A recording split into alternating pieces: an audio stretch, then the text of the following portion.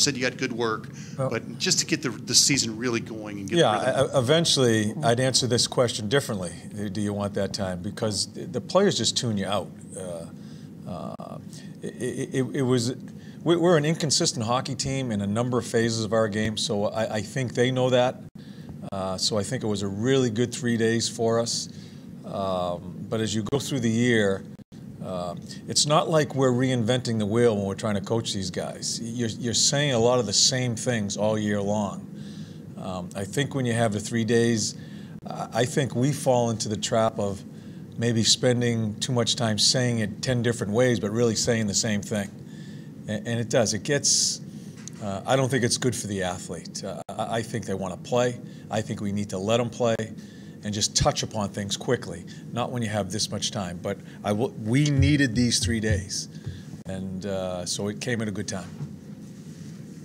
John, heading into this little break after your last game, what was one thing that you wanted to get accomplished, or two, or whatever? Was there anything overriding? There was more than one. It was certainly special teams.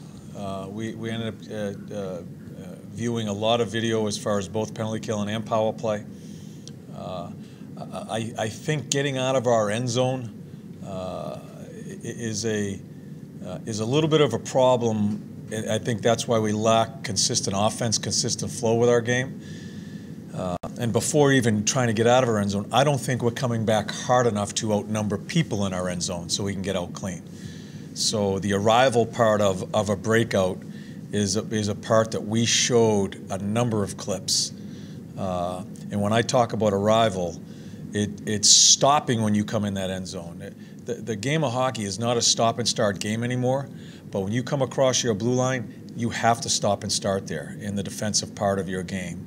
I think you end up with the puck more. I think you end up with the puck quicker. So we spent an extensive period of time on the ice and with video on that part of the 5-on-5 game. I mean, the answer to this one's probably going to be mind over matter. But when you look at, like, we were talking to Bob yesterday about his gear, you know, the chest protectors, they've cut them down, and he's saying there's pain and all that. I don't think he's alone necessarily in not liking these things, but how closely do you monitor that situation? Yeah, about equipment. I mean, like, I don't monitor it for 1 second. No. I don't even know what you're talking about. I don't.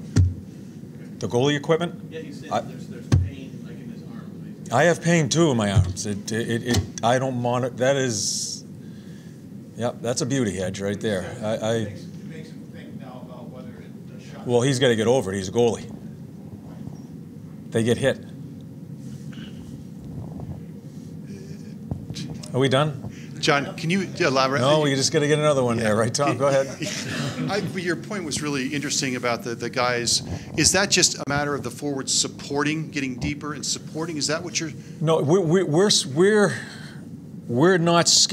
Your arrival part of breakout is when you don't have the puck and you're coming across the neutral zone. It could be at the far blue line, your offensive blue line. We shut it down. If we don't come up with a puck or pick one off, we shut it down right there where our legs are wide and we're not skating, so we have no momentum back into our end zone. We're giving up. It doesn't come up in numbers as far as odd man breaks, but we're giving up ice where our defensemen don't see our forwards coming back and they have to back off. It really fouls up a lot of things in your game if the defensemen don't see the guy skating back because they have to back off, they lose their gap. They keep on gliding inside over our blue line, and then they're outnumbered. When the D goes back for the puck, it's such a tough job for a D in today's game because you can't hold them up. So you got to get there and get numbers around our D so we don't get outnumbered.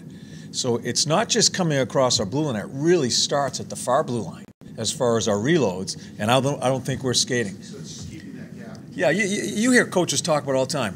We need to get 5 into the offensive zone. We need to come out with 5. You're trying to keep yourself together so you don't get outnumbered in situations. And I think it's really been inconsistent in our game. And I don't think we're lazy. I just don't think they realize that they're gliding.